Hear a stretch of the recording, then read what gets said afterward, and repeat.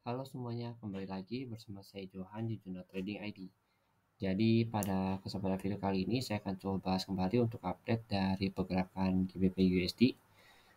Kalau kita perhatikan saat ini ya GBP USD sendiri sedang berada di level harga kurang lebih di 18.690, yang dimana kalau kita lihat area ini adalah area support resistance dia masih coba untuk ditembus sama si GBP USD ini sendiri.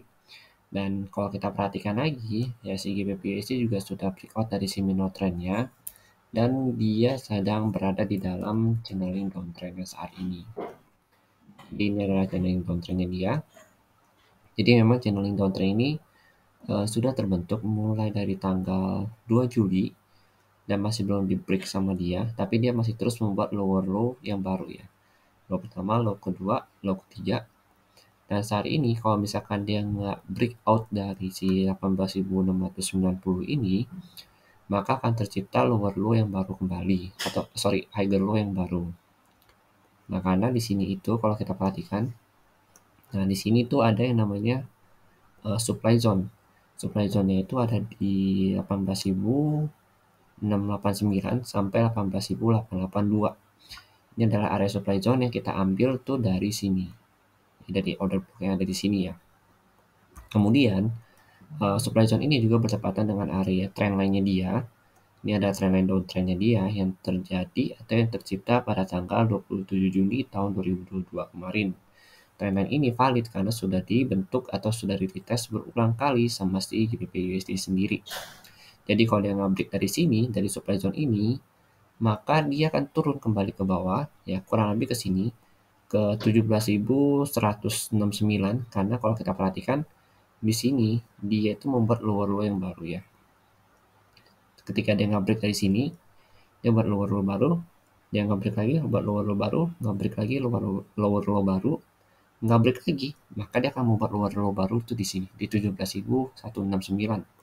Jadi memang untuk area base buy-nya itu ada di sini. Lower low ini dengan support rendah di 16.545. Tapi kalau misalkan DXY-nya, ya DXY-nya ini pullback, atau dia berhasil break dari si 107.8 ini, karena di 107.8 adalah area supportnya dia, maka si GBP USD juga bisa turun, dia bisa naik ya, breakout dari si area ini, si area supply zone ini di 18.882. Ya, jadi semua tergantung dari si DXY itu sendiri. Tapi untuk GBP USD, dia pergerakannya lebih choppy, nggak seperti si Euro USD. Kalau Euro USD ini benar-benar mengikuti DXY, tapi kalau GBP USD ini dia masih lebih kuat daripada si Euro. Nah, karena si komposisi dari si DXY ini masih lebih banyak Euro ketimbang si GBP USD ini sendiri. Makanya pergerakan DXY ini itu lebih mempengaruhi dari si pergerakan dari si Euro USD ini. Sedangkan untuk GBP USD dia masih bisa melawan dari arus si DXY itu sendiri. Hanya saja secara overall pergerakan mereka itu sama. Jadi kalau misalkan Euro USD turun, GBP USD juga turun, tapi turunnya itu tidak sebanyak dari si Euro USD itu sendiri. Jadi ini adalah area penentuan si GBP USD ya.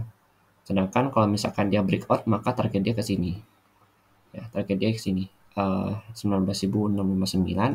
Dan kalau dia breakout lagi, seperti yang mapping yang pernah saya buat, kemungkinan dia akan ke sini. Ya, ke area supply yang di sini. Ini kalau dia breakout dari 19.058 ya.